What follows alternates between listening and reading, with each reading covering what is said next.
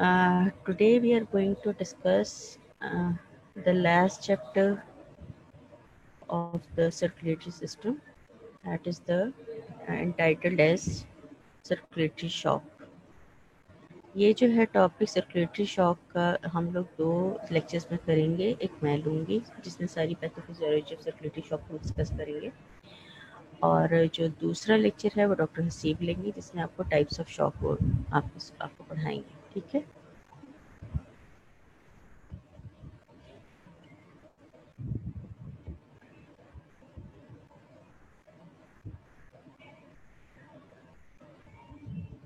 Now what is circulatory shock? अगर आपको कोई आवाज़ नहीं आ रही है कुछ, just let me know so problem ना हो, और कोई क्वेश्चन है you just put in the chat and I'll discuss it after the lecture. By definition, circulatory shock means generalized inadequate blood flow through the body to the extent that the body tissues are damaged. यानी circulatory shock कोई भी ऐसी condition होती है जिसमें blood flow body में इतना कम हो जाए, यानी ब्लड वॉल्यूम इतना कम रह जाए कि वो सारी बॉडी में प्रॉपरली टिश्यूज़ की नरिशमेंट के लिए उनकी रिक्वायरमेंट्स को फुलफिल ना करे, और they lead to such an extent that tissue damage start हो जाए. That condition is called circulatory shock. That is a generalized inadequate पूरी body में inadequate blood flow throughout the body to the extent that the body tissues are damaged. Types of shock क्या होती हैं? Important factors involved in this shock is disparity in circulating blood volume and capacity of vascular system. Shock में main से shock में जाता है बंदा, ये होता है डिस्पैरिटी, यानी कि कोई कनेक्शन नहीं रहता, कोई मुताबिकत नहीं रहती इस बात में कि ब्लड वेसल्स की कैपेसिटी कितनी है और ब्लड वॉल्यूम कितना है। जो हमारी कैपेसिटी होती है शॉक के केस में होता है कि ब्लड वॉल्यूम कम हो जाता है लेकिन ब्लड वेसल्स की कैपेसिटी उससे ज़्यादा होती है। तो एक जो है ना नो रिलेशन और डिसकनेक्टेड रिलेशनशिप वो मेंटेन रहता है इसमें, विच लीड्स टू शॉक। अब टाइप्स ऑफ सर्कुलेटरी शॉक क्या होती है? एक तो हाइपोवोलेमिक शॉक होता है कि यानी जिसमें ब्लड वॉल्यूम जो है ना एक डेंजरस हद तक कम हो जाए। एनाफिलेक्टिक शॉक किसी भी एलर्जिक रिएक्शन की वजह से बॉडी का जो रिएक्शन होता है एनाफिलेक्सिस, उसकी वजह से शॉक में चला जाए। Neurogenic shock any nervous disturbances या वेजोवेगल सिंकोपी वगैरह आ जाता है इसमें, न्यूरोजेनिक शॉक सारे। ठीक है। Septic shock due to any bacterial viral infections की वजह से होता है। Cardiogenic shock low cardiac output shock, जो कि हमने पिछले कार्डिक फेलियर में भी डिस्कस किया था, कार्डियोजेनिक शॉक हो जाता है। ठीक है। So these are 5 main types of shock: hypovolemic shock, anaphylactic shock, neurogenic shock, septic shock and cardiogenic shock. Now what are the physiological causes of shock? क्या क्या reasoning है इसकी? एक तो सर्कुलेटरी शॉक होता है। What is the physiology behind a shock? Circulatory shock caused bye decreased cardiac output, यानी वो शॉक जिसमें कार्डिक आउटपुट के डिक्रीज होने की वजह से प्रॉपरली ब्लड जो है वो इजेक्ट आउट नहीं होता है फ्रॉम द हार्ट, और वो सप्लाई नहीं होता to the tissue and the patient goes into shock. अब कार्डिक आउटपुट जिन कंडीशंस में कम होता है वो कौन कौन सी हो सकती है? कोई कार्डिक एब्नॉर्मलिटीज, यानी हार्ट में इटसेल्फ कोई प्रॉब्लम चल रहा है, कोई एब्नॉर्मलिटी है, आइदर एनाटॉमिकल और फिजियोलॉजिकल, कोई भी उसमें एब्नॉर्मलिटी है तो जो कि which results in the decrease in the pumping ability of the heart. के कोई भी ऐसी एब्नॉर्मलिटी आइदर एनाटॉमिकल और फिजियोलॉजिकल जिसकी वजह से ब्लड की पंपिंग एबिलिटी कम हो जाए, that can lead to shock. अब वो कौन कौन सी हो सकती है? या तो मायोकार्डियल इन्फेक्शन हो सकते हैं या एरिथमियाज वगैरह हो सकते हैं। ठीक है। दूसरे वो फैक्टर्स जो कि वीनस रिटर्न कम कर देते हैं। ज़ाहिर वीनस रिटर्न कम होता है तो कार्डिक आउटपुट भी कम होता है। Venous return directly cardiac output को अफेक्ट करता है। तो अब कौन कौन सी कंडीशन है जिसमें वीनस रिटर्न कम हो सकता है? एक तो डिमिनिश ब्लड वॉल्यूम, कि जनरली ब्लड वॉल्यूम ही कम है इसलिए वीनस रिटर्न भी कम हो गया, या decrease vascular tone, vascular tone जो है ना वो कम हो गई है और लैक्स हो गई, रिटर्न नहीं हो रहा, या वीनस रिटर्न के पैसेज में on the pathway towards heart तो कोई ऑब्स्ट्रक्शन आ गई है, तो उस ऑब्स्ट्रक्शन की वजह से भी प्रॉपर्ली वीनस रिटर्न नहीं होता। ठीक है। एब्नॉर्मलिटीज होती हैं उनसे भी हो सकती है जिससे पंपिंग एबिलिटी कम हो जाए, और या वीनस रिटर्न कम हो जाए जिससे कार्डिक आउटपुट इनडायरेक्टली कम हो जाए। ठीक है। और सर्कुलेटरी शॉक और दूसरी कंडीशन से भी होता है जिसमें without the diminished cardiac output, यानी इसमें कार्डिक आउटपुट तो रहता है नॉर्मल, लेकिन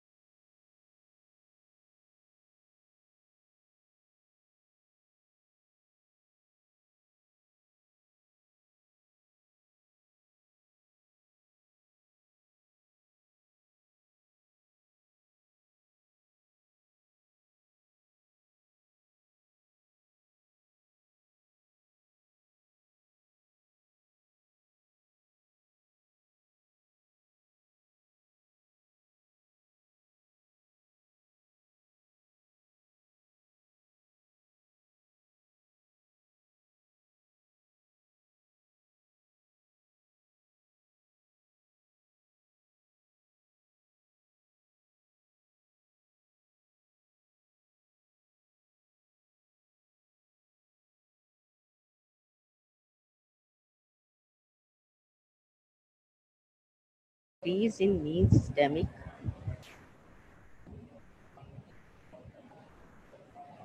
systemic filling pressure, decreased venous return, decreased cardiac output, decreased blood pressure. ठीक है, यानी कि अब जब भी कोई भी ऐसी कंडीशन होती है जिसमें कि ब्लड वॉल्यूम डिक्रीज हो जाता है, उसकी वजह से मीन सिस्टमिक फिलिंग प्रेशर कम हो जाता है, ज़रा वॉल्यूम कम है तो मीन सिस्टमिक फिलिंग प्रेशर कम हो जाता है, उसकी मीन सिस्टमिक फिलिंग प्रेशर कम होता है तो वीनस रिटर्न कम हो जाता है, वीनस रिटर्न कम होता है तो कार्डिक आउटपुट कम हो जाता है, कार्डिक आउटपुट कम हो तो ब्लड प्रेशर कम हो जाता है। So these are sequence of events जो कि विशेष सर्किल में चलता जाता है, और उसकी वजह से होता यह है कि patient ultimately if not control वो शॉक में चला जाता है।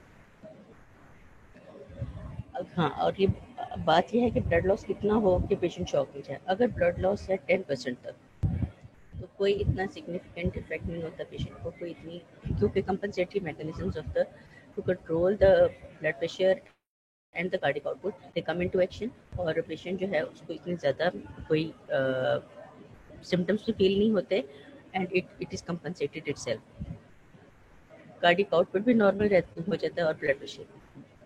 और जबकि when there is more than 10% loss तो फिर सारा कंपनसेटरी मैकेनिज्म जो है ना, वो जो बेरो रिसेप्टर है, आपका कीमो रिसेप्टर मैकेनिज्म है, इस्केमिक रिस्पॉन्सेज हैं, सारे दे कम इनटू एक्शन और ये इसको कंपनसेट कर लेते हैं जब मोर देन 10% हो। शॉक कब होता है? शॉक उस वक्त होता है जबकि more than 30 to 35% of the blood is lost due to any reason, या ब्लड वॉल्यूम 30 to 35% कम हो जाए, तो this condition leads to the hypovolemic shock.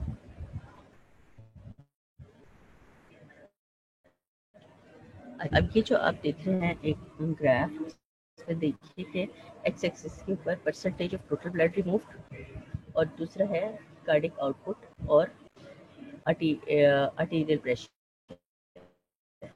Arterial pressure आपको ब्लू लाइन से दिखाया उन्होंने, कार्डिक आउटपुट जो है with the red line. This graph is showing कि कितना अमाउंट ऑफ ब्लड है जब हम रिमूव करते हैं तो कार्डिक आउटपुट और आर्टीरियल प्रेशर पे कितना फ़र्क पड़ता है। अगर तो हम 10% तक करते हैं, आप देखिए इस पे इंटरनेट कनेक्शन, जब percentage of total blood loss जो है अगर 10% तक ब्लड लॉस होता है तो आप देखें ऊपर वाई एक्सिस पे कार्डिक इस पर कार्डिक आउटपुट पे और आर्टीरियल प्रेशर पे कोई फ़र्क नहीं पड़ता। लेकिन अगर यही जो है आपका बढ़ जाए 20% तक तो कार्डिक आउटपुट फॉल करता है, लेकिन आर्टीरियल प्रेशर पे भी इतना फॉल नहीं करता है क्योंकि उसके कंपनसेटिंग मैकेनिज्म आ जाते हैं। लेकिन अगर आपका टोटल ब्लड वॉल्यूम रिमूव जो है मोर देन 40% हो जाए तो आर्टीरियल प्रेशर भी और कार्डिक आउटपुट दोनों ज़ीरो पर आ जाते हैं। सो दिस शोज कि amount of the blood loss affects the cardiac output and the arterial pressure, और डिपेंड करता है कि कितना ब्लड लॉस हुआ है उसके अकॉर्डिंगली ही कंपनसेशन या decompensation of the cardiac output और आर्टीरियल ब्लड प्रेशर होती है। अब होता है क्या, मरीज को फीचर्स क्या होते हैं, पेशेंट सेंड करता है आपको कि अगर उसको हाइपोवोलेमिक शॉक हुआ है, पैलर होता है कि उसका रंग पीला जर्द हो जाता है, ठीक है। कोल्ड क्लेमी स्किन, ठंडे हाथ पाँव, सब नॉर्मल टेम्परेचर, बॉडी का टेम्परेचर अगर थर्मामीटर से देखें वो भी कम आता है, less than normal. Week thready pulse, आप नब्स देखेंगे उसकी तो बहुत ही एक जैसे एक थ्रेड उसके नीचे मूव कर रहा है, प्रॉपर नब्स भी पल्स भी उसकी फील नहीं होती है। रैपिड शैलो ब्रीदिंग, तेज तेज सांस लेता है लेकिन पूरी तरह सांस नहीं लेता, थोड़ा थोड़ा शैलो से उसकी रेस्पिरेशन होती है। इंटेंस थर्स्ट, उसको बहुत ज़्यादा प्यास फील होती है, ड्राई माउथ होता है उसका, ये angiotensin 2 stimulates the thirst center in these patients. फिर होता यह है कि चूंकि ब्लड वॉल्यूम कम होता है तो ओलिगूरिया होता है। Oliguria means reduced quantity of urine, ठीक है, तो उसको इतना ज़्यादा यूरिन भी वो पास नहीं करता।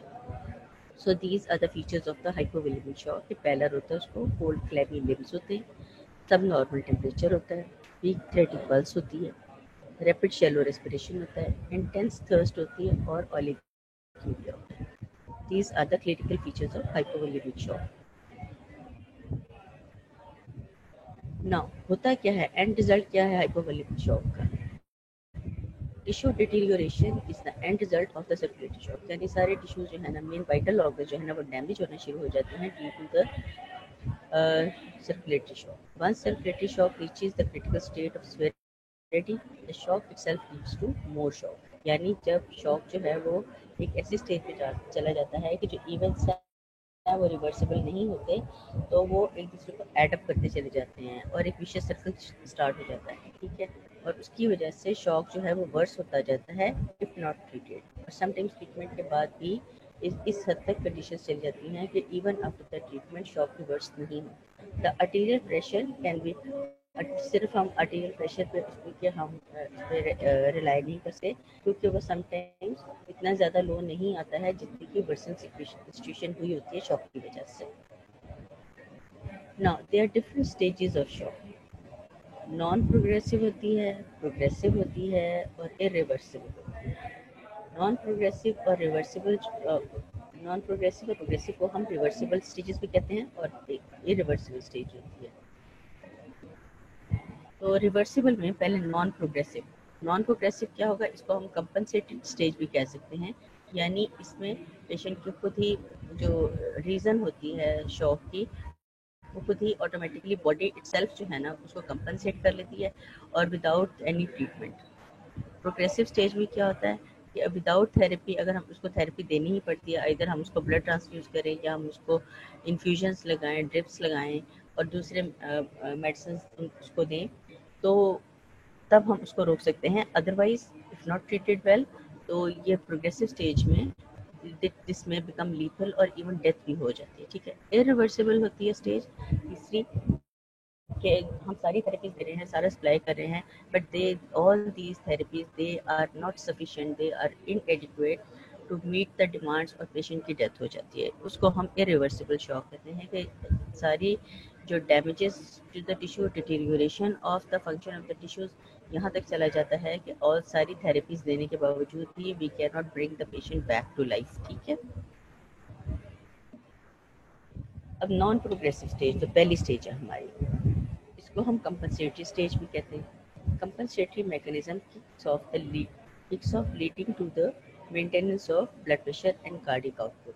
The mechanism which becomes activated are negative feedback mechanism। होता है क्या है नॉन प्रोग्रेसिव में, या किसी भी रीजन से पेशेंट शॉक में जा रहा है तो कंपनसेटरी मैकेनिज्म होते हैं ना, वो दे कम इनटू प्ले, और ये सारे नेगेटिव फीडबैक कंट्रोल सिस्टम के थ्रू आते हैं, जो कि हमने ऑलरेडी डिस्कस किए हुए हैं during the normal control of the arterial pressure and the cardiac output and all that. In this state, the patient recovers without any treatment because physiological compensatory mechanisms are able to maintain blood pressure। ठीक है। ये सारे जो इसमें आ जाती है हमारी short and long term जो रेगुलेशन होती है ब्लड प्रेशर की, शॉर्ट टर्म रेगुलेशन में जितने मैकेनिज्म इफेक्टिव है वो इस वक्त आके इफेक्टिव हो जाते हैं। ठीक है। तो इसलिए ये प्रोग्रेस नहीं करता further. If the shock is not severe enough to cause its own progression, the person eventually recovers। The shock called as subcompensation। यानी अगर इतने ज़्यादा डैमेजिंग सिचुएशन नहीं है और इतना ज़्यादा लॉस नहीं है बॉडी ब्लड का या बॉडी फ्लूइड्स का, तो जो अपने जो डिफेंस मैकेनिज्म है, ये कंपनसेटरी मैकेनिज्म है, वो ही पेशेंट को विदाउट एनी ट्रीटमेंट उसको वापस नॉर्मल पे ले आते हैं। The factors that cause person to recover, उसमें कौन कौन से फैक्टर्स होते हैं? ये सारे फैक्टर्स होते हैं जो कि पेशेंट को from going into the non progressive stage to the progressive stage, from non progressive to progressive stage. उसमें क्या होता है, जब ब्लड वॉल्यूम कम हुआ, ब्लड प्रेशर कम हो गया, तो बेरोरिसेप्टर रिफ्लेक्स जो है वो that comes into action, CNS ischemic response आ जाता है, reverse stress relaxation of the blood vessels शुरू हो जाती है, increase secretion long term mechanism होता है, इंक्रीज सिक्रीशन बाय रेनिन होती है किडनीज की से, जो कि एंजियोटेंसिन 2 बना देती है। एंजियोटेंसिन 2 जो है ना, उसने एडीएच को भी रिलीज करवाना है और ऊपर और एल्डोस्टेरोन को भी अफेक्ट करना है। Increase secretion by the posterior pituitary gland of the vasopressin. ठीक है, वेसोप्रेसिन या एडीएच, इसको एंटी डायरेटिक हार्मोन कहते हैं। Increased secretion by the adrenal medulla of the epinephrine, norepinephrine। adrenal medulla से epinephrine, norepinephrine जो कि सिंथेटिक डिस्चार्ज के हार्मोन्स हैं, न्यूरोट्रांसमीटर्स हैं, जो कि सिंथेटिक स्टिमुलेशन से, जो कि पेरिफेरल वेसोकंस्ट्रिक्शन वगैरह करवा के ब्लड वॉल्यूम को, वेनस रिटर्न को इंक्रीज करवाते हैं और कार्डियक आउटपुट को मेंटेन करते हैं। Compensatory mechanism that return the blood volume back to normal. ये सारे मैकेनिज्म जो है ना, वो they come into action non progressive shock में, जो कि मरीज को प्रोग्रेसिव शॉक में जाने नहीं देते। ठीक है। इन्होंने सबसे पहले ये जल्दी एक्यूटली ये they come into action. Baroreceptor reflex में दोबारा बता देती हूँ, baroreceptor reflex, CNS ischemic response, reverse stress relaxation, increase secretion होती है, रेनिन यानी रेनिन एंजियोटेंसिन सिस्टम जो है ना वो एक्टिवेट हो जाता है। इंक्रीज सिक्रीशन होती है वेसोप्रेसिन या एडीएच की from posterior pituitary. Increase secretion adrenal medulla से एपिनेफ्रिन, नॉरएपिनेफ्रिन, सिंथेटिक डिस्चार्ज को जो है ना वो उसके न्यूरोट्रांसमीटर्स हैं, तो वो जाके अफेक्ट करते हैं। और ये सारे कंपनसेटरी मैकेनिज्म हैं which return the blood volume back to normal. ठीक है। दूसरी आ जाती है प्रोग्रेसिव स्टेज। प्रोग्रेसिव स्टेज में क्या होता है, in this stage despite of compensatory mechanism, यानी हम ये बॉडी अपना कंपनसेटरी मैकेनिज्म, ये सारे मैकेनिज्म जो हैं they come into play, but the blood pressure continues to fall and the blood flow to the vital organs tend to decrease। In this state, the blood transfusion and the other treatment recovers the patient। होता क्या है कि यह progressive shock हम तब कह देते हैं कि जो बॉडी का अपना जो कंपनसेटरी मैकेनिज्म है, ऑल्दो दैट इज़ वर्किंग, लेकिन फिर भी blood pressure continues to fall, उसके ब्लड प्रेशर फिर भी नॉर्मल तक नहीं आता है, और blood flow to the vital organs, vital organ कौन से, हमारा हार्ट है, ब्रेन है, लिवर है, किडनी है, उनको ब्लड फ्लो प्रॉपर नहीं जा रहा है। ठीक है। उस केसेस में हमें फिर उसको पेशेंट को ट्रीटमेंट देना पड़ता है। ट्रीटमेंट हम क्या देते हैं, उसको हम ब्लड दे देंगे, फ्लूइड्स दे देंगे। ठीक है, ब्लड ट्रांसफ्यूजन वगैरह, ये दूसरी treatments. If the patient is not properly managed, then there will be progressive state leading to positive feedback changes which further deteriorate the patient। ठीक है। यानी अगर हम इस वक्त मरीज़ को प्रॉपरली मैनेज नहीं करेंगे, उसको मेडिसिन नहीं देंगे तो और ट्रीटमेंट नहीं प्रोवाइड करेंगे फुली, तो कंडीशन होती है कि ये फिर जो पहले नेगेटिव फीडबैक मैकेनिज्म से जो मैकेनिज्म आए, अब पॉजिटिव फीडबैक मैकेनिज्म जिसमें कि वो कंडीशन जो वर्स हो रही है वो फर्दर एक दूसरे को एनहांस करती जाती हैं और फर्दर जो कंडीशन जो है ना वो वर्सन होती जाती है, that leads to the lethal stage. अब विशियस सर्कल में होता है कि progressive shock caused by vicious circle of serious deterioration. क्या होता है? कार्डिक डिप्रेशन हो जाती है। कार्डिक डिप्रेशन क्या होती है कि कार्डिक आउटपुट वगैरह कम हो जाती है और proper functioning of the heart नहीं होती है और वीक हार्ट हो जाता है। ठीक है। विजोमोटर फेलियर होता है, blockage of the very small blood vessels शुरू हो जाती है, इंक्रीज कैपिलरी परमेबिलिटी हो जाती है क्योंकि बैक प्रेशर होता है on the veins, heart properly pump नहीं कर रहा होता, तो कैपिलरीज परमेबिलिटी इंक्रीज करती है जिससे फ्लूइड जो है फ्रॉम द कैपिलरीज एक्सूड आउट कर जाता है इनटू द इंटरस्टिशियल स्पेसेस। फिर जो इस्कीमिया होता है, जो डिक्रीज ऑक्सीजन सप्लाई होती है टिश्यूज को, उसकी वजह से टॉक्सिन्स भी रिलीज होते हैं from the different tissues. Cardiac depression further हो जाती है cause by the endotoxins. Endotoxin जो बॉडी के अपने जो है ना टॉक्सिन्स प्रोड्यूस होते हैं सेल्फ, और जनरलाइज्ड सेलुलर डैमेज होना शुरू हो जाता है। सारे फैक्टर्स जो होते हैं ना एक दूसरे को एनहांस करते हैं और एक विशियस सर्कल चलता है जिससे कि नॉन प्रोग्रेसिव शॉक जो है ना वो प्रोग्रेसिव शॉक की तरफ जाना शुरू हो जाता है। यानी कार्डिक डिप्रेशन होती है, ऊपर विजोमोटर फेलियर हो जाता है, ब्लॉकेज हो जाती है स्मॉल ब्लड वेसल्स की, कैपिलरी परमेबिलिटी इंक्रीज कर जाती है जिससे फ्लूइड एक्सूड आउट हो जाता है, फर्दर ब्लड वॉल्यूम कम हो जाता है, टॉक्सिन्स रिलीज होते हैं, वो भी डायलेशन ऑफ द वेसल्स करते हैं, उसकी वजह से भी ब्लड लूज आउट हो जाता है। कार्डिक डिप्रेशन जो होती है ना एंडोटॉक्सिन से हो जाती है और जनरलाइज्ड सेलुलर डैमेज, सेल्स भी सेल्फ डैमेज होना शुरू होते हैं क्योंकि उनको प्रॉपर न्यूट्रिशन भी नहीं मिल रही होती और ऑक्सीजन भी नहीं मिल रही होती। सो द कार्डिक डिप्रेशन में क्या होता है? With the fall in blood pressure coronary blood flow decreases. ठीक है, मेनली जब जाहिर है जब बॉडी को दूसरे टिश्यूज़ को प्रॉपरली ब्लड नहीं जा रहा है तो कोरोनरी ब्लड वेसल्स में भी ब्लड पूरा नहीं जाता है। ठीक है, सो चूँकि उसमें सप्लाई कम हो जाती है तो which leads to the weakening of the heart with further decrease in cardiac output। जाहिर है जब coronary blood supply नहीं होती, हार्ट वीक हो जाता है तो फिर फर्दर पंपिंग एबिलिटी और मजीद हैम्पर हो जाती है और कार्डियक आउटपुट और कम हो जाता है। ठीक है, विच जब कार्डियक आउटपुट और कम होता है तो coronary blood फ्लो मजीद कम हो जाता है। In addition, there is cardiac depression due to excessive carbonic acid and lactic acid। क्या है? जाहिर है जो मेटाबॉलिक एंड प्रोडक्ट्स हैं वो वहाँ पर से रिमूव नहीं हो रहे, तो जो ब्लड है उसके अंदर कार्बोनिक एसिड और लैक्टिक एसिड की अमाउंट ज़्यादा हो जाती है, उसकी कंसनट्रेशन ज़्यादा हो जाती है। ये जो दोनों हैं these are the products of the degeneration from ischemic tissue, यानी कि वो टिश्यू जहाँ पे ऑक्सीजन नहीं सप्लाई हो रही है इस्केमिक टिश्यू होता है और वहाँ पर जो उसके डैमेजेस हो रहे हैं उसकी वजह से जो सब्सटेंसेस वहाँ से रिलीज हो रहे हैं वो होते हैं कार्बोनिक एसिड या लैक्टिक एसिड वगैरह। ठीक है, तो उनकी अमाउंट भी concentration with in the blood increase कर जाती है। फिर बैक्टीरियल टॉक्सिन्स भी प्रोड्यूस हो रहे होते हैं अगर साथ में इन्फेक्शन भी हुआ हुआ है तो वो भी कार्डिक डिप्रेशन करते हैं। सो कार्डिक डिप्रेशन जो है बहुत सारी रीजन से हो जाती है। एक तो ये कि विशियस सर्कल होते हैं कि कार्डिक आउटपुट कम हो, कोरोनरी ब्लड फ्लो हो और फर्दर एक दूसरे को एनहांस करते हैं, कार्डिक डिप्रेशन हो जाती है। इसके अलावा जो मेटाबॉलिक एंड प्रोडक्ट्स होते हैं या डीजेनरेटिव एंड प्रोडक्ट्स होते हैं, कार्बोनिक एसिड और लैक्टिक एसिड वो ज़्यादा हो जाते हैं और उसकी वजह से भी कार्डिक डिप्रेशन होती है। फिर अगर बैक्टीरियल इन्फेक्शन की वजह से है तो बैक्टीरिया जो टॉक्सिन प्रोड्यूस करते हैं उनकी वजह से भी कार्डिक डिप्रेशन हो जाती है। ठीक, दूसरा क्या होता है प्रोग्रेसिव शॉक में? डिससेमिनेटेड और wide spread thrombosis in minute blood vessels. चूँकि ब्लड फ्लो स्लगिश हो जाता है, स्लो हो जाता है ब्लड फ्लो, और दूसरे उसमें टॉक्सिन्स भी आ गए हैं, उसमें बैक्टीरिया भी आ गए हैं, उसमें दूसरे एंड प्रोडक्ट्स भी आ गए हैं, तो it is caused by sluggish blood flow, excessive of the carbonic acid and lactic acid and products of degeneration from ischemic tissue।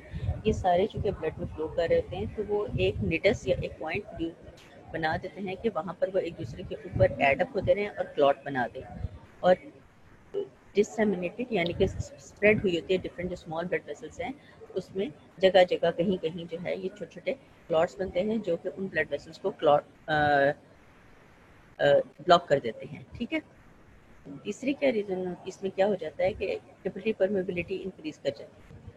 Hypoxia and bacterial toxins increase the capillary permeability. एक toxin supply कम हुई है, दूसरे bacteria के toxin जो हैं वो दोनों मिलकर कैपिलरी परमेबिलिटी को बढ़ा देते हैं। The excessive amount of fluid passes through the capillaries which further progress shock। यानी बैक्टीरियल टॉक्सिन की वजह से या लैक ऑफ ऑक्सीजन की वजह से कैपिलरी परमेबिलिटी इंक्रीज कर जाती है और उसकी वजह से जो फ्लूइड है कैपिलरी में से निकलकर वो टिश्यूज़ में जाना शुरू हो जाता है, जिसकी वजह से further blood volume within the circulation कम हो जाता है। फिर release of the endotoxin from gram negative bacilli. Gram negative infection है तो उससे तो एंडोटॉक्सिन बहुत ज़्यादा प्रोड्यूस होते हैं, ठीक है। Because of decrease blood flow in the intestine, gram negative BECIL grow which release the toxin causing cardiac depression, ठीक है। वो एंडोटॉक्सिन प्रोड्यूस करते हैं जो कि सर्कुलेशन में जाते हैं और वो कार्डियक डिप्रेशन कर रहे होते हैं।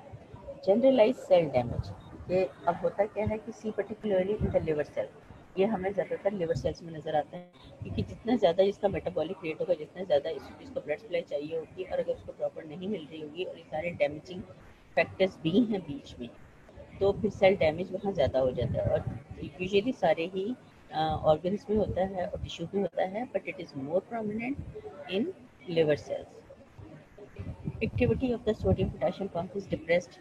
जब सेल डैमेज होता है तो ज़ाहिर है सोडियम पोटेशियम पंप की एक्टिविटी डिप्रेस होती है। Result will be sodium and chloride accumulate in the cell. Activity of mitochondria will be depressed, glucose will not be metabolized and less production of ATP होती है। Breakdown of lysosomal membranes which release the enzyme which cause further damage। अब क्या है कि generalised सारी body में cell damage हो रहा है, लेकिन ये ज़्यादा एविडेंट होता है लिवर। अब सेल डैमेज में क्या क्या चीज़ें आ जाती हैं कि सोडियम पोटेशियम पंप सही काम नहीं कर रहा होता और उसकी वजह से सोडियम और क्लोराइड की डेपोजिशन हो जाती है विद इन द सेल, ठीक है। दूसरे माइटोकॉन्ड्रिया जो है वो फंक्शनिंग नहीं है। माइटोकॉन्ड्रिया का काम क्या है, उससे एटीपी बनाना है, तो एटीपी भी नहीं बन रही और एनर्जी रिसोर्स जो है उसका ख़त्म हो गया। ग्लूकोज जो है वो भी मेटाबलाइज नहीं हो रही है सेल्स में। फिर लाइसोसोम्स जो हैं आपने देखा है कि उनके अंदर डाइजेस्टिव एंजाइम्स होते हैं, तो जो लाइसोसोम की मेम्ब्रेन होती है वो भी डैमेज हो जाती है, ब्रेक डाउन हो जाती है। उससे जो अंदर जो उसके डाइजेस्टिव एंजाइम्स पड़े हुए हैं वो रिलीज़ हो जाते हैं विद इन द सर्कुलेशन। जब वो सर्कुलेशन में रिलीज होते हैं तो ज़ाहिर है जाके उन्होंने फर्दर डैमेज करना है टू द अदर टिश्यूज़, ठीक है। हाइड्रोलिसिस वगैरह होते हैं और ऑक्सीडेजेस होते हैं जो कि दूसरे नेबरिंग सेल्स को या फारवे सेल्स को डैमेज करते हैं डायरेक्टली जाके। फिर लोकलाइज्ड एंड जनरलाइज्ड एसिडोसिस हो जाता है। ये प्रॉपरली एसिड बेस बैलेंस नहीं रहता है और एसिडोसिस इसको रिजल्टेंट एसिडोसिस हो जाता है, आइदर लोकलाइज्ड या जनरलाइज्ड। निक्रोसिस, निक्रोसिस ये होता है कि जो है निक्रोज होना शुरू हो जाती है, डेथ होना शुरू हो जाती है टिश्यू की। पहले वो गलना सड़ना शुरू होते हैं और फिर उनकी डेथ हो जाती है। इट स्टार्ट होता है necrosis in the different tissues कि अगर वर्सन हो जाए सिचुएशन तो निक्रोसिस डिफरेंट टिश्यूज में स्टार्ट हो जाती है। In the lungs the changes because of the necrosis are called shocked lung syndrome, ठीक है। लंग्स में जब निक्रोसिस होना शुरू होता है due to the progressive shock, उस कंडीशन को हम कह देते हैं शॉक लंग सिंड्रोम। ज़ाहिर शॉक की वजह से है और लंग्स में डैमेज हो रहा है विद द रिजल्टेंट निक्रोसिस, इसलिए हम इसको कहते हैं shock lung syndrome. Because of this there will be respiratory distress in terminal stages. ये ज़ाहिर है जब लंग टिश्यू डैमेज होना शुरू हो जाएगा, निक्रोज होना शुरू हो जाएगा, तो उससे होता है कि रेस्पिरेशन जो है वो हैम्पर हो जाती है। रेस्पिरेशन जब जो है वो प्रॉपर नहीं होती है तो पेशेंट जो है वो रेस्पिरेटरी डिस्ट्रेस में चला जाता है, ठीक है। डिस्ट्रेस होता है कि वो ज़्यादा एफर्ट भी कर रहा होता है और रेस्पिरेशन हो नहीं रही होती, ठीक है। डिफ़िकल्ट रेस्पिरेशन हो जाती है। टर्मिनल स्टेजेस में जो है ये नेक्रोसिस ऑफ द लंग्स हो रहा होता है। Vasomotor failure is due to the depression or inactivation of vasomotor center because of which vasomotor tone will be lost, ठीक है। vasomotor center जो है वो प्रॉपर्ली जो है फंक्शन नहीं कर रहा होता, वहाँ से जो सिंपैथेटिक डिस्चार्ज आना चाहिए वो नहीं आता है, तो वेजोमोटर टोन जो है वो भी कम हो जाती है और that also leads to progressive shock, ठीक है। ये आप देखिए इसमें ये दिखाया जो सेंट्रल पोर्शन है उस पर नेक्रोसिस ऑफ द लिवर दिखाया है sugar. Now these are the 7 stages कि जिसमें जो कि प्रोग्रेसिव शॉक को नॉन प्रोग्रेसिव शॉक को प्रोग्रेसिव शॉक में ले जा सकती है।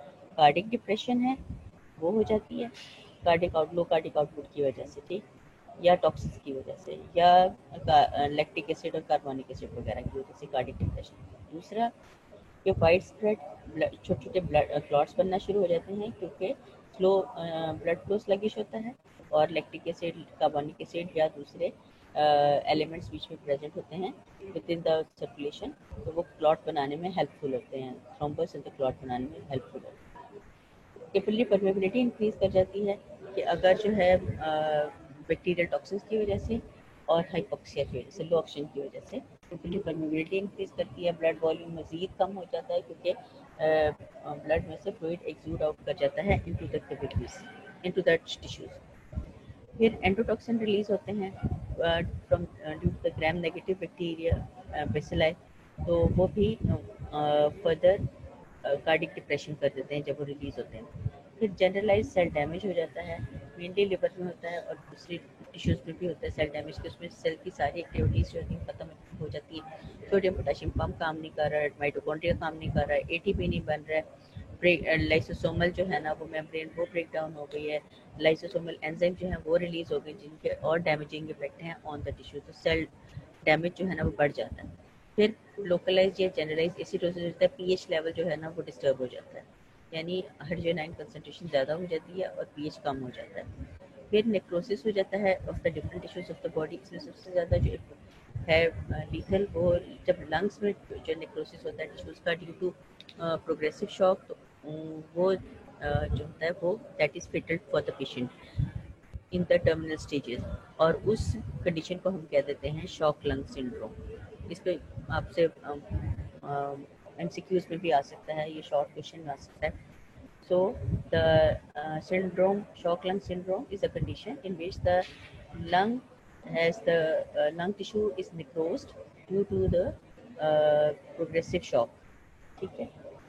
Then the vasomotor failure होता है कि vasomotor center जो है ना वो that goes into failure due to proper oxygenation नहीं हो रही, उसको proper nutrition नहीं मिल रही, तो सारा vasomotor center भी बैठ जाता है, तो उससे भी vasomotor tone जो है ना वो कम हो जाती है और उससे डायलेटेशन हो जाती है, यानी फर्दर जो है return of the blood to the heart further कम हो जाती है। ऑल दीज फैक्टर्स ये सब मिलके प्रोग्रेसिव स्टेज ऑफ शॉक को non progressive stage of shock को प्रोग्रेसिव स्टेज ऑफ शॉक में ले जाते हैं।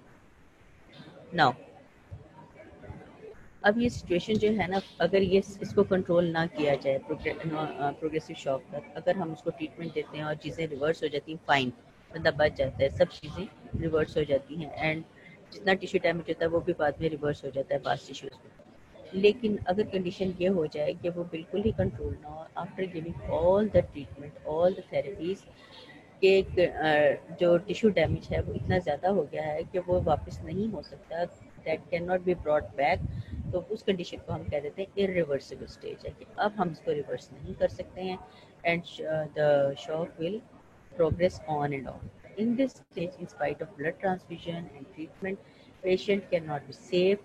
Factors which make the shock irreversible. अब कौन कौन से फैक्टर हैं जो इस रिवर्सिबल शॉक को इरिवर्सिबल शॉक में कन्वर्ट कर देते हैं? एक तो कार्डिक डिप्रेशन है, वेरी इंपॉर्टेंट फैक्टर है। Due to the damage to the myocardium, जाहिर है जब कॉर्नरी नहीं आ रही तो वो मायोकार्डियम इटसेल्फ डैमेज होना शुरू हो जाता है। Destructive enzyme release in the circulation to cause acidosis, ठीक है, जो एंजाइम्स रिलीज हो रहे हैं, जैसे बताया कि लाइसोसोमल एंजाइम्स हैं या बैक्टीरियल टॉक्सिन्स प्रोड्यूस हो रहे हैं, ये सारे जाके क्या करते हैं कि इन्होंने एसिडोसिस करना है, हाइड्रोजन आयन एसिड्स प्रोड्यूस करने हैं, जैसे कार्बोनिक एसिड, लैक्टिक एसिड, तो उनमें उससे क्या होता है कि हाइड्रोजन आयन कंसंट्रेशन ज़्यादा होती है और एसिडोसिस हो जाता है। All these conditions they lead to cardiac depression, का हार्ट फंक्शन नहीं कर रहा। सेरिब्रल डिप्रेशन, जाहिर है फिर ब्रेन को भी ब्लड सप्लाई नहीं जाती, ऑक्सीजन नहीं सप्लाई जाती, और वहाँ पर भी ये एसिड जो है ना वो एक्यूमुलेट होना शुरू हो जाते हैं, एंड प्रोडक्ट्स एक्यूमुलेट होना शुरू हो जाते हैं, they also lead to the cerebral depression. फिर एक और इम्पॉर्टेंट फैक्टर है depletion of high energy phosphate. जो हाई एनर्जी फॉस्फेट कंपाउंड्स होते हैं विद इन द सेल, वो भी कम होते चले जाते हैं, इसी और चूँकि माइटोकॉन्ड्रिया की एक्टिविटी कम होती जाती है तो ये हाई एनर्जी कंपाउंड्स भी नहीं बन रहे होते हैं। तो उसमें ये मेनली जो है ना ये लिवर में और कार्डिक मसल में, लिवर में और दूसरे टिश्यूज में इसका अफेक्ट होता है। अब उसमें क्या क्या चीज़ें, अब हाई एनर्जी फॉस्फेट कौन से होते हैं? क्रिएटिन फॉस्फेट होती है, ATP, ADP, adenosine monophosphate, diphosphate, adenosine triphosphate, और ये एडिनोसिन ये सारे डिप्लीट हो जाते हैं, यानी इनकी लेवल्स कम हो जाते हैं क्योंकि फर्दर मैन्युफैक्चरिंग नहीं हो रही होती। तो जब एनर्जी सोर्स कम हो जाता है तो फिर the cells can not survive and the tissues can not survive, तो वो सर्वाइव नहीं करते हैं, तो वो उसको फिर बाद में उसको विद ऑल द ट्रीटमेंट उसको रिवर्स करना मुश्किल होता है and the stage is irreversible shock. अब ये एक डायग्राम है, इसमें आप देखिए ऊपर है डिक्रीज, पहला जहाँ से हम शुरू हो रहे हैं, कार्डिक आउटपुट डिक्रीज हुई है due to hypovolemia which leads to decrease arterial pressure। arterial pressure कम हुआ तो डिक्रीज सिस्टेमिक ब्लड फ्लो भी कम हो गया, ठीक है। अब सिस्टेमिक ब्लड फ्लो से तीन कंडीशन होती है, एक तो डिक्रीज कार्डिक न्यूट्रिशन हो जाती है, decrease nutrition of the tissue हो जाती है, और इंट्रावेस्कुलर क्लॉटिंग भी शुरू हो जाती है क्योंकि उसमें डेब्रीज वगैरह ज़्यादा आना शुरू हो जाता है। अब जो न्यूट्रिशन जब ये डिक्रीज होती है इन द टिश्यूज, उसके तीन फैक्टर्स हो जाते हैं आगे कि decrease nutrition of the brain, decrease nutrition of the vascular system and the tissue ischemia हो जाता है क्योंकि ऑक्सीजन सप्लाई नहीं आ रही है। तो जो decrease nutrition of the brain है उससे डिक्रीज वेजोमोटर एक्टिविटी होती है, वेस्कुलर डायलेशन होती है और वीनस पूलिंग ऑफ ब्लड हो जाती है। इसी तरह decrease nutrition of the vascular system जो है उससे एक तो वेजोडाइलेशन होती है, दूसरे इंक्रीज कैपिलरी परमेबिलिटी हो जाती है जिससे कि डिक्रीज ब्लड वॉल्यूम होता है और एक्सुडेशन ऑफ हो जाती है। अब उसके बाद जो है हमारे पास जब वीनस पूलिंग है जो ब्रेन की डिक्रीज ब्लड सप्लाई की वजह से है, तो उससे कार्डिक डिप्रेशन होता है, उससे डिक्रीज वीनस, जब डिक्रीज वीनस पूलिंग से डिक्रीज वीनस रिटर्न होता है, डिक्रीज वीनस रिटर्न होगा तो डिक्रीज कार्डिक आउटपुट, ठीक है। अब इंट्रावेस्कुलर क्लॉटिंग में जो हमने ऊपर देखा है, जब इंट्रावेस्कुलर क्लॉटिंग होती है उससे भी वीनस रिटर्न डिक्रीज होगा, जाहिर है जगह जगह रुकावटें होंगी तो वीनस रिटर्न प्रॉपर्टी तो वो भी कार्डिक आउटपुट को फर्दर कम कर देता है, और ये डिक्रीज ब्लड वॉल्यूम जो है ना या इंक्रीज कैपिलरी परमेबिलिटी से वो भी वीनस रिटर्न को डिक्रीज कर रहा होता है, ठीक है। सो मेनली कार्डिक डिप्रेशन और वीनस रिटर्न जो कम हो रहे होते हैं, that can lead to a worsening situation of the shock, यानी from reversible to irreversible shock, ठीक है। Now this is a diagram which shows the cardiac output percentage of the normal, और या कितने टाइम में, टाइम रिलेटेड है ये, ठीक है, कि अगर हम उसको प्रॉपरली दे देते हैं विद इन टाइम, उसको रिवर्सिबल शॉक में हेमरेज में देते हैं, अगर हम उसको ट्रांसफ्यूजन वगैरह दे दें तो वो जो है रिकवर कर सकता है, बट इरिवर्सिबल शॉक में इवन आफ्टर द ट्रांसफ्यूजन वो कंडीशन जो होती है ना वो रिवर्स नहीं होती, दैट स्टेज देयर। अब आके हाइपोवोलेमिक शॉक, ये तो जब जो है मेनली हमने डिस्कस किया है कि जब ब्लड लॉस हो जाए, और कौन कौन सी कंडीशन हो सकती है हाइपोवोलेमिक शॉक, प्लाज्मा लॉस की वजह से भी हो सकता है। अब प्लाज्मा लॉस जो है ना मेनली दो कंडीशंस में होता है, एक तो ये कि इंटेस्टाइनल ऑब्स्ट्रक्शन हो जाए या सवेयर बर्न्स हो जाए। अब उनमें कैसे प्लाज्मा लॉस, इंटेस्टाइनल ऑब्स्ट्रक्शन में होता है ये कि blocks the venous blood flow, अगर इंटेस्टाइन्स में हमारी आंखों में कहीं भी कोई ऑब्स्ट्रक्शन आ जाए तो वहाँ से वीनस रिटर्न कम हो जाता है, तो वेन्स में जो है ना ब्लड वहाँ पे पूल होना शुरू हो जाता है, वो पूल होता है तो कैपिलरीज में प्रेशर बढ़ता है, कैपिलरी परमेबिलिटी इंक्रीज, वहाँ कैपिलरी प्रेशर इंक्रीज कर जाता है। Fluid leaks from the capillaries in the intestinal lumen with high protein content resulting in low plasma protein and plasma volume, ठीक है। उससे होता ये है कि वहाँ से जो प्रोटीन कंटेंट जो फ्लूइड एक्सूड आउट होता है कैपिलरी से, उसमें प्रोटीन भी बाहर निकल जाते हैं और जिसकी वजह से जो ब्लड है उसके अंदर प्रोटीन लेवल भी कम हो जाता है और फ्लूइड लेवल भी कम हो जाता है। तो इस तरह से प्लाज्मा से दोनों मेन फैक्टर जो है ना वो निकल जाते हैं। सो इंटेस्टाइनल ऑब्स्ट्रक्शन से इस तरह हमारा प्लाज्मा लॉस होता है। सवियर बर्न्स में प्लाज्मा कहाँ से निकलता है कि अगर बर्न्स हो जाए तो जो डिन्यूटेड स्किन होती है, डिन्यूटेड स्किन होती है कि जो बर्न स्किन होती है, और आप देखिए कि अंदर से टिश्यू नजर आ रहा है तो वहाँ पे से फ्लूइड जो है ना वो प्लाज्मा एक्सूड आउट होना शुरू हो जाता है, और वो सवियर बर्न के केस में बहुत ज़्यादा प्लाज्मा लॉस होता है फ्रॉम द बर्न एरिया, ठीक है। तो हाइपोवोलेमिक शॉक जो है प्लाज्मा लॉस की वजह से भी होता है, प्लाज्मा लॉस दो कंडीशन से होता है, इंटेस्टाइनल ऑब्स्ट्रक्शन की वजह से और सीवियर बर्न की वजह से। Other causes of hypovolemic shock जो कि हमने पहले भी डिस्कस की कि डिहाइड्रेशन हो जाए, dehydration water content in the body कम हो जाए। वो कैसे कैसे हो सकता है कि एक्सेसिव स्वेटिंग हो जाए, बहुत ज़्यादा कोई स्वेट करे और इतना ज़्यादा हो जाए कि उसका ब्लड वॉल्यूम कम हो जाए। Fluid loss in severe diarrhoea vomiting में होता है, excessive loss of fluids by the kidneys, जो कि डायबिटीज मेलाइटिस और डायबिटीज इंसिपिडस में excessive loss of the water होता है फ्रॉम द किडनीज, क्या इंसान in intake of the fluid and the electrolytes. Salt and water intake जो है वो कम हो जाए।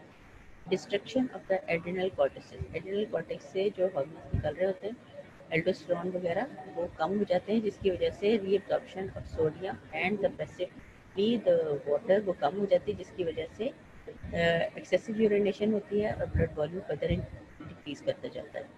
ठीक है, सो डिहाइड्रेशन हो सकती है एक्सेसिव स्वेटिंग से, fluid loss in vomiting and diarrhoea, excessive loss of fluid by the kidneys in diabetes mellitus and diabetes insipidus, inadequate intake of fluid होता है और एंड द सॉल्ट, उसकी वजह से या डिस्ट्रक्शन हो जाए एड्रिनल कॉर्टेक्स से एल्डोस्टेरोन कम बन रहा हो तो reabsorption of water and salt भी होती है, वो एक्सेसिव यूरिनेशन हो जाता है। ठीक है, एक होता है hypovolemic shock due to trauma. Trauma की वजह से हाइपोवोलेमिक शॉक दो तरह से हो सकता है। एक तो ये कि ट्रॉमा इतना ज़्यादा है कि हेमरेज बहुत ज़्यादा हो गया, ब्लड लॉस डायरेक्टली बहुत ज़्यादा हो गया, उससे हाइपोवोलेमिया हो गया। या दूसरी ये कंडीशन होती है कि एक्सटेंसिव कंफ्यूजन होती है कि जगह जगह जो है ना वो ब्लड लॉस तो नहीं हो रहा, लेकिन जिसको कहते हैं ना कि वो अंदर चोट लगी होती है और ब्रूजेस बन जाते हैं, तो वहाँ से डैमेज टू द कैपिलरीज हो जाती है। कैपिलरीज डैमेज होती हैं तो वहाँ से फ्लूइड एंड वाटर लॉस होता है इन द टिश्यू, तो उससे भी मेन जो वेसल सिस्टम है ऑफ द बॉडी उसके अंदर ब्लड वॉल्यूम कम हो जाता है। फिर कॉन्कॉमिटेंट न्यूरोजेनिक शॉक बहुत बड़ा, उसके साथ ही जब ट्रॉमा होता है तो न्यूरोजेनिक शॉक भी होता है, जिसकी वजह से भी वेजोमोटर टोन जो है ना वो कम हो जाती है। शॉक की वजह से, न्यूरोजेनिक शॉक की वजह से जब वेजोमोटर टोन कम होती है तो वेजोडाइलेशन हो जाती है और वीनस रिटर्न कम हो जाता है टुवर्ड्स हार्ट, उसकी वजह से भी शॉक हो जाता है। ठीक है, तो these are the different factors, types हैं शॉक की। हमें जल्दी से गो थ्रू होती हूँ और फिर देन जो आपको क्वेश्चन हो you can put in the chat और फिर मैं उसको आंसर करूँ। ठीक है, आप ये देखिए डेफिनेशन क्या है इसकी, सर्कुलेटरी शॉक एनी कंडीशन जिसमें कि ब्लड वॉल्यूम इतना ना हो कि वो सारे टिश्यूज की डिमांड को पूरा कर सके। फिर आ जाते हैं इसके डिफरेंट टाइप्स है, hypovolemic, anaphylactic, neurogenic, septic and cardiogenic shocks. फिर आता है सर्कुलेटरी शॉक होता क्यों है, एक तो कार्डिक आउटपुट कम हो या वेनस रिटर्न कम हो, उसकी कंडीशन से हो जाती है। ठीक है, उसके अलावा जब कार्डिक आउटपुट नॉर्मल है लेकिन फिर भी शॉक में चला जाता है तो वो क्या होता है, एक्सेसिव मेटाबॉलिक रेट हो जाए या नॉर्मल टिश्यू परफ्यूजन हो जाए किसी एक एरिया की। हाइपोवोलेमिक शॉक जो है उसके डिफरेंट कॉजेज हैं। 10% तक हो तो कंपनसेट हो जाता है, 10% से थोड़ा ज़्यादा हो तो उसको थोड़ा ट्रीटमेंट देना पड़ता है, लेकिन 35 to 40% से ज़्यादा ब्लड लॉस हो जाए तो वो एग्जैक्टली शॉक की पोजीशन हो जाती है। अब ब्लड लॉस यही इसमें बताया इन्होंने, इसी ग्राफ से इसी ये डिपिक्ट किया। इसके क्लिनिकल फीचर्स क्या होते हैं, पैलर होता है, कोल्ड क्लेमी लिम्स होते हैं, subnormal temperature, weak thready pulse, rapid shallow respiration, intense thirst होती है और ऑलिग्यूरिया, ये सिम्टम्स होते हैं सारे पेशेंट्स के। और एंड रिजल्ट जो होता है इसका हाइपोवोलेमिक शॉक का, ये डिटीरियोरेशन ऑफ द टिश्यू होती है। ठीक है, 3 स्टेजेस होती है, नॉन प्रोग्रेसिव, प्रोग्रेसिव और इरिवर्सिबल। ठीक है, नॉन प्रोग्रेसिव में ये होता है कि वो आगे प्रोग्रेस नहीं करता और कंपनसेटरी मैकेनिज्म जो है ना दे कम इनटू प्ले और उसको रिवर्स कर देते हैं सिचुएशन को, जिसमें baroreceptor CNS ischemic response, reverse stress relaxation, increase excretion हो जाती है, रेनिन एंजियोटेंसिन सिस्टम एक्टिवेट हो जाता है, पोस्टीरियर पिट्यूटरी से एडीएच रिलीज होना शुरू हो जाता है और इंक्रीज एक्सक्रीशन होती है मेडुला से, एड्रिनल मेडुला से, एपिनेफ्रिन और एपिनेफ्रिन से, और ये सारे compensatory mechanisms they come into play. Progressive stage में क्या होता है कि वो हम इसको ट्रीटमेंट देना पड़ता है, अगर हम ना दें तो वो फिर वर्सन हो जाती है सिचुएशन। अब वो क्यों, किन किन कंडीशंस की वजह से, कार्डिक डिप्रेशन होती है प्रोग्रेसिव शॉक में, फिर डिसेमिनेटेड वाइड स्प्रेड जो है ना ब्लड क्लॉटिंग हो जाती है, फिर कैपिलरी परमेबिलिटी इंक्रीज कर जाती है, या रिलीज एंडोटॉक्सिन्स जो रिलीज होते हैं वो जाके डैमेज करते हैं, जनरलाइज सेल डैमेज हो जाता है, लोकलाइज्ड या जनरलाइज एसिडोसिस हो जाता है क्योंकि लैक्टिक एसिड और कार्बोनिक एसिड वगैरह ज़्यादा प्रोड्यूस हो रहे होते हैं, नेक्रोसिस हो जाता है जिसमें शॉक लंग सिंड्रोम जो है ना वो प्रोग्रेसिव शॉक की वजह से होता है, जिसमें necrosis of the lung tissue हो जाता है और रेस्पिरेशन प्रॉपर नहीं होती, वेजोमोटर फेलियर हो जाता है यानी कि वेजोमोटर टोन खत्म हो जाती है और वेजोडाइलेशन हो जाती है। इरिवर्सिबल में क्या है कि वो इतनी डैमेजेस हो गए कि ट्रीटमेंट के बावजूद भी हम उनको रिवर्स भी कर सकते हैं। उसमें क्या होता है, कार्डिक डिप्रेशन हो जाती है, सेरेब्रल डिप्रेशन हो जाती है और एनर्जी सोर्सेज वगैरह सारे खत्म हो जाते हैं। ठीक है, end result this is the sequence of events, क्या रिजल्ट है। ठीक है, ये अगर ट्रांसफ्यूजन देने से किस किस स्टेज पे हमें इफेक्टिव होता है। फिर हाइपोवोलेमिक शॉक प्लाज्मा लॉस की वजह से इंटेस्टाइनल ऑब्स्ट्रक्शन या सीवियर बर्न्स हो, उनमें प्लाज्मा लॉस होता है, उससे शॉक हो सकता है। और या ट्रॉमा की वजह से, या डिफरेंट कंडीशन है, डिहाइड्रेशन की, excessive vomiting, excessive sweating, vomiting, diarrhoea, fluid loss by the kidney, इनएडिक्वेट intake of fluid, electrolyte, destruction हो जाती है ऑफ एड्रिनल कॉर्टिसोल, जिसमें एल्डोस्टेरोन जो है ना वो रिलीज नहीं हो रहा था, रीअब्जॉर्प्शन ऑफ सॉल्टेड वाटर। फिर ट्रॉमा में एक तो हेमरेज की वजह से, और दूसरे वेसोमोटर टोन कम हो जाती है यूरोजेनिक शॉक की वजह से, और extensive confusion of the body, जिससे कैपिटरीज में से फ्लूइड जो है ना वो निकल जाता है, कैपिटरी डैमेज ज़्यादा होता है। This is all about today's lecture. If you have any question I can.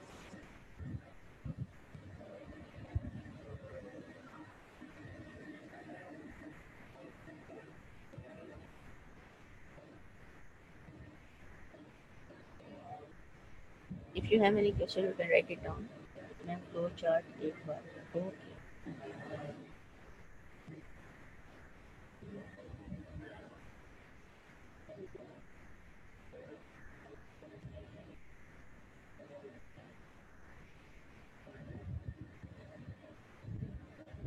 ये फ्लो चार्ट में आप देखिए कि ऊपर सबसे पहले कार्डिक आउटपुट डिक्रीज होता है। किसी भी हाइपोवोलेमिक में जब भी ब्लड वॉल्यूम कम होगा तो सबसे पहले कार्डिक आउटपुट डिक्रीज होता है, जिससे कार्डिक आर्टीरियल प्रेशर डिक्रीज हो जाता है।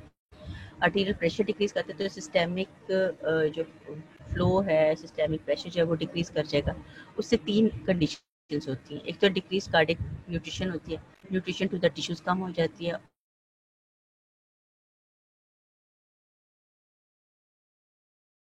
जो डिक्रीज न्यूट्रिशन होती है उसके तीन आउटकम्स होते हैं। एक तो ये है कि ब्रेन को टिश्यू न्यूट्रिशन कम होगी, जो कि फर्दर जाके वेसोमोटर एक्टिविटी को कम करती है, वेसोमोटर वेस्कुलर डायलेटेशन हो जाती है, जिसकी वजह से वीनस पूलिंग हो जाती है। दूसरा आप आ जाइए इधर decrease nutrition of the vascular system जो है। इसमें क्या होता है कि अगर न्यूट्रिशन वेस्कुलर सिस्टम की कम हो तो कैपिलरी परमेबिलिटी इंक्रीज कर जाती है और वेसोडाइलेशन हो जाती है। कैपिलरी परमेबिलिटी इंक्रीज करने से ब्लड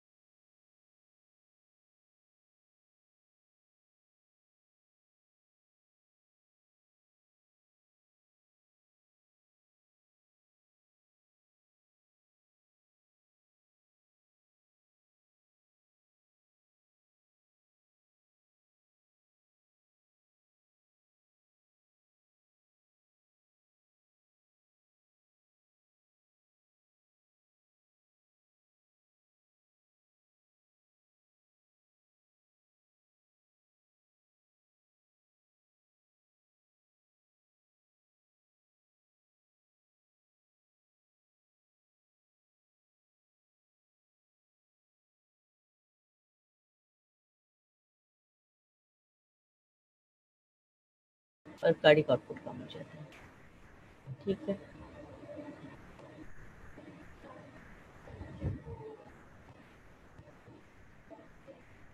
जो decrease nutrition of the vascular system से कैपिलरी परमेबिलिटी इंक्रीज करती है, जिसकी वजह से ब्लड वॉल्यूम कम हो जाता है और डिक्रीज वीनस रिटर्न होता है। दूसरे ब्रेन को न्यूट्रिशन सप्लाई कम होने से तो उससे भी विजोमोटर टोन लूज होती है और वीनस पूलिंग होती है। दूसरे विजोडाइलेटेशन वेस्कुलर सिस्टम की वजह से उससे भी वीनस पूलिंग होती है। ये सारे फैक्टर्स मिलके तो डिक्रीज वीनस रिटर्न करवाते हैं। ठीक है, अब डिक्रीज ब्लड वॉल्यूम और जो टॉक्सिन्स रिलीज होते हैं जो टिश्यू इस्कीमिया की वजह से, वो कार्डिक डिप्रेशन